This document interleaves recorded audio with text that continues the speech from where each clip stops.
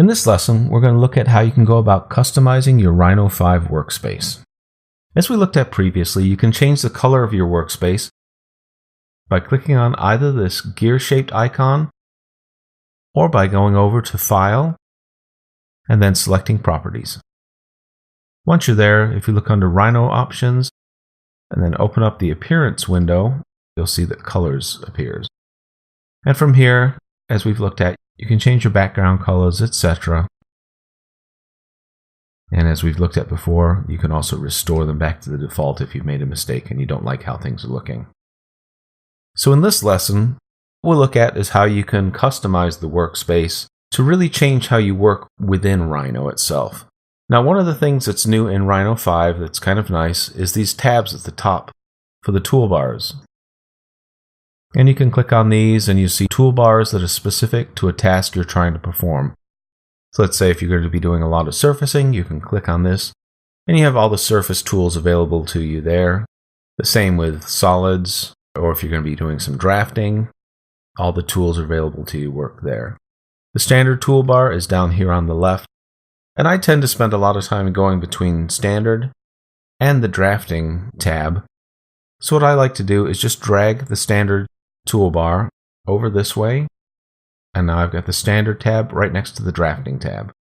So I can change between the two modes fairly quickly without having to travel all the way from the right to the left as in the default configuration.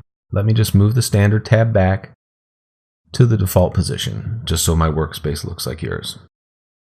Now if you find that you're going to be spending a lot of time using one tool over another, one of the things that's really nice is you can float the various toolbar windows. And what I mean by this is, let's say I was going to spend a lot of time doing some surface creation. I can go over here to the surface creation toolbar, click on it to expand the window, and then just drag this window out. Now that window, as you can see when I change viewports, that window's always there.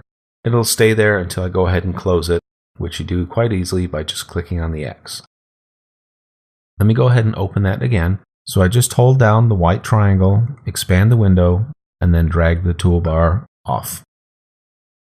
Let's say I don't like having the window floating here, it's using up too much of my real estate. I can simply drag this toolbar to the top, let go of it, and now I've docked it to the top. Or I can move it over to the right and change the size of it.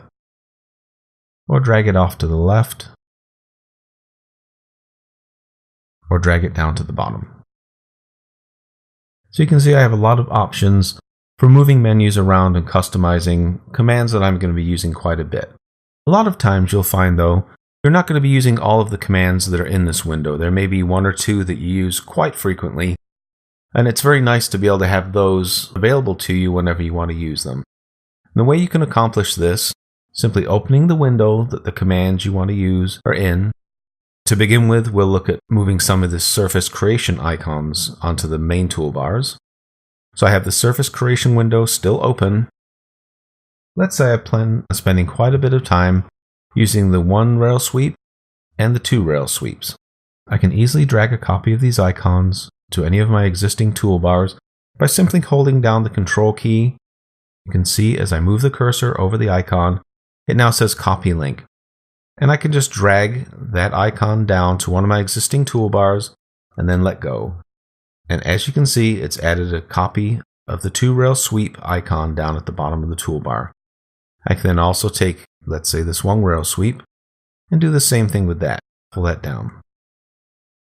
Now, one thing you do want to be careful with is you don't want to hold down the Shift and drag a button off of one of the main toolbars. As you can see, it says delete. If you delete it from there, it's gone and you won't be able to get it back. But since I was copying the icon, you can see the original still exists on the surface creation toolbar, and the copies exist on the main toolbars down here. If I ever want to get rid of these icons, I can simply hold down the Shift key, just drag it off the toolbar, and when it says delete, just let go. And just say OK to deleting that icon. And let me just pull that one off of there as well. And I'll go ahead and close the surface creation window for now.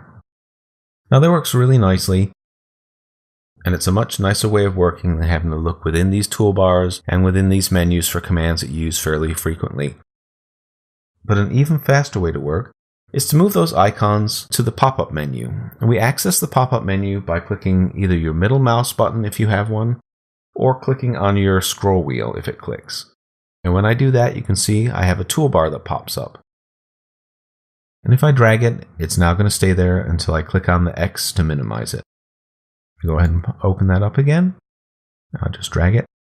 So now I can add any icons that I want to this in exactly the same way that we just copied icons. So let me go ahead and open up a few windows with various icons I use pretty frequently. I use a lot of the surface creation icons frequently, and I use a lot of the solids commands fairly frequently. So I'll just position my pop-up window in kind of a nice place that I can get to. And from here, I'm just going to start dragging some icons, holding down the Control key, and copying those icons to this window. And you can see that disappeared. All that means is the icons take up more room than this window. So I can just drag the corner of this window and expand it, and I can make it as large as I want, or just kind of move it around until it fits nicely with the existing icons.